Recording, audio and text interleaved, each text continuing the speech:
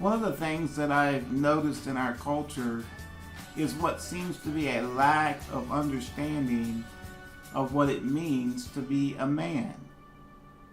I think that we've gotten away from understanding what it really means to be a man and what it really means to be a woman. And the Bible has a lot to say about biblical manhood and biblical womanhood.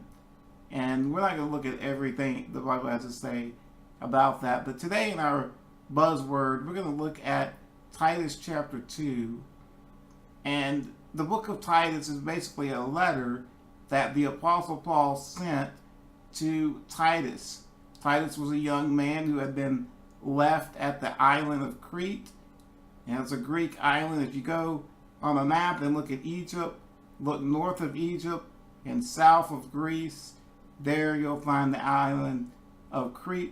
Still a pretty happening island today. But Paul had left Titus there to appoint other leaders on the island that would be leaders of different churches spread out throughout the island of Crete. And as he's writing to Titus about some things that he needed to do there, Titus had to make sure that correct Bible doctrine was taught, that correct purity was being maintained there. And he writes in chapter 2, verse 6, an encouragement for young men.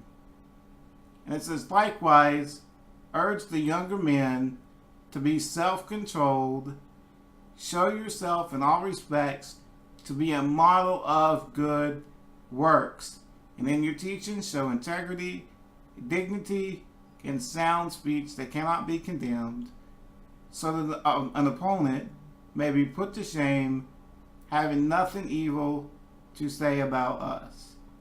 So we see there, it says that a young man was to be encouraged to be self-controlled. And this is the idea of being in control of yourself.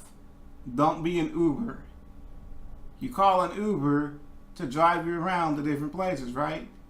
So the encouragement to men is don't be an Uber. Don't be driven around by someone else other than yourself. Don't be driven around by your desires for whatever it may be, a sexual desire. Don't be driven by that desire. Be godly men to women. Control yourselves sexually until you're married. Control your emotions. Don't be driven by your emotions to fight, or your emotions to be jealous, to be angry. That's what it means to be a man. We have this idea that men handle their business. Men are strong, and you mess with them, they're going to punch you in the mouth. That's what it means to be a man. They hit you, you hit them back. That's what men do, right? But that's not what the Bible teaches. The Bible teaches that young men were to be self-controlled. Don't be an Uber. The next thing it says is to be a model of good works. That means living wholeheartedly for God and being someone that others can learn from and strive to be like. You go by a mannequin in the mall, it's a pattern that you can follow to be in style, right?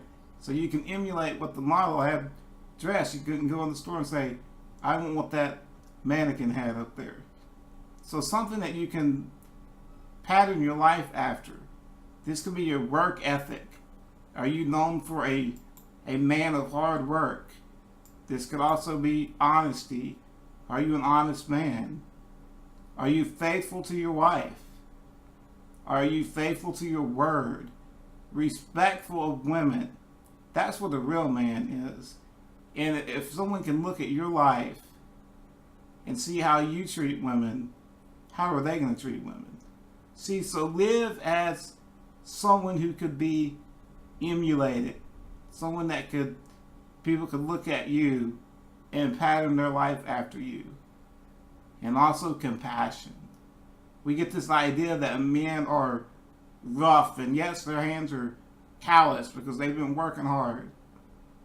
But also real men have a compassionate heart. Real men can cry when it's necessary. I'm not saying be a slobbering, drooling, no, but you should have a compassionate heart. So my encouragement to you is, don't be an Uber. Be a model of what it means to be a man. Be a follower of Jesus Christ. And stand firm as a man.